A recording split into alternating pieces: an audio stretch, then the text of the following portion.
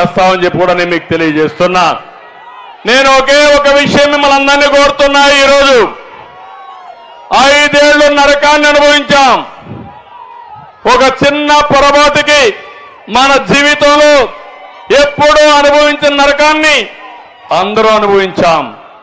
నూతన సంవత్సరంలో నేను ఒకటే పిలిపిస్తున్నా, ఒక సంకల్పం చేద్దాం. ఈ నూతన సంవత్సరం అందరికీ వెలుగివ్వాలని మనస్ఫూర్తిగా ఆకాంక్షిస్తున్నా. ఆ వెలుగు తేవడానికి మనం అందరం ముందుకు పోవాలి. నేను 2024 నుంచి తెలుగు జాతికి స్వర్ణ యుగం రావాలి. ఆ స్వర్ణ యుగానికి శ్రీకారం చుట్టే సంవత్సరం 2024. ఈ స్వర్ణ యుగంలో ఎవరికి ఏ ఇబ్బంది లేకుండా మనం అన్ని సమస్యలు పరిష్కారం చేసుకొని ముందుకు పోదాం.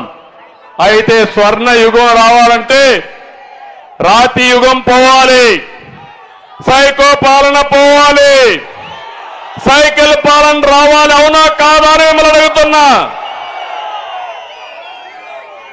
ఎవ్వరూ అధైర్యపడవలసిన అవసరం లేదు.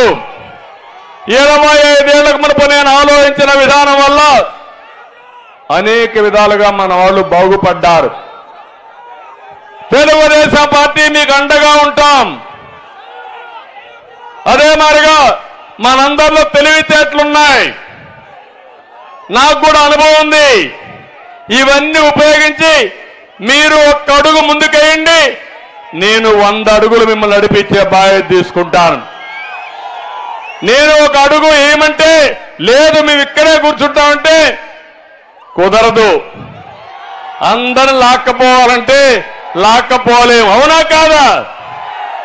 చేస్తారా అని మిమ్మల్ని అడుగుతున్నా, సహకరిస్తారా అని మిమ్మల్ని అడుగుతున్నా, వాస్తవ పరిస్థితులు ఆలోచిస్తారా అని మిమ్మల్ని అడుగుతున్నా. మభ్య పెడతారు. ఎంత మభ్య పెడతారంటే వివేకానంద రెడ్డి హత్య మీరు చూశారు. అందరూ కూడా చంపేసి ఆ రోజు ఏం మాట్లాడారు? గుండెపోటుతో చనిపోయారన్నారు. ఆ తర్వాత నెత్తురుతో వస్తే నెత్తురు కక్కి చనిపోయారన్నారు. ఆ తర్వాత మొత్తం నెత్తి మీద మెదడు కూడా బయట వచ్చేసి అప్పుడు అన్నారు నారాసుర రక్త చరిత్ర అన్నారు. సిబిఐ వద్దన్నారు, కోర్టుకు వెళ్ళారు. కడాన గవర్నమెంట్ వస్తానే సింపతితో ఏం చెప్పాడు ఆ రోజు? మా నాన్న లేడు, మా బాబాయి కూడా చంపేశారు, దిక్కులేని బిడ్డ అయిపోయా, చంపింది ఆయనే, దిక్కులేని బిడ్డగా చలామణి చేసి సింపతి తెచ్చుకొని కోడి కత్తి డ్రామా ఆడి ఓట్లు సంపాదించాడు. ఇప్పుడు ఏం చేశాడు? కోడి కత్తులు చేసిన సీను జైల్లోనే ఉన్నాడు. పాపం 5 ఏళ్ళు అయిపోయింది చేయని పాపానికి.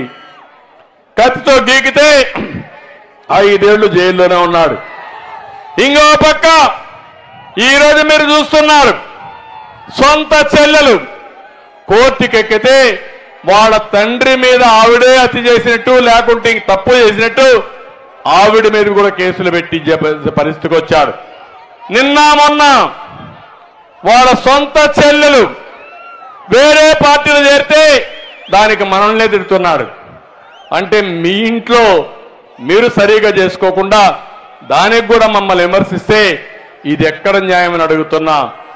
ఈ వ్యక్తి మనస్తత్వాన్ని ఒకటి గుర్తుపెట్టుకోవాలి. అన్ని తప్పులు చేస్తాడు, నేరాలు చేస్తాడు, ఘోరాలు చేస్తాడు. అవి ఎదుటి వ్యక్తుల మీద నేరాపణలు చేస్తాడు. అంటే ప్రతిరోజు నోరుందని, పేపర్ ఉందని, టీవీ ఉందని అడ్డదుడ్డంగా మాట్లాడే పరిస్థితి వస్తుంది.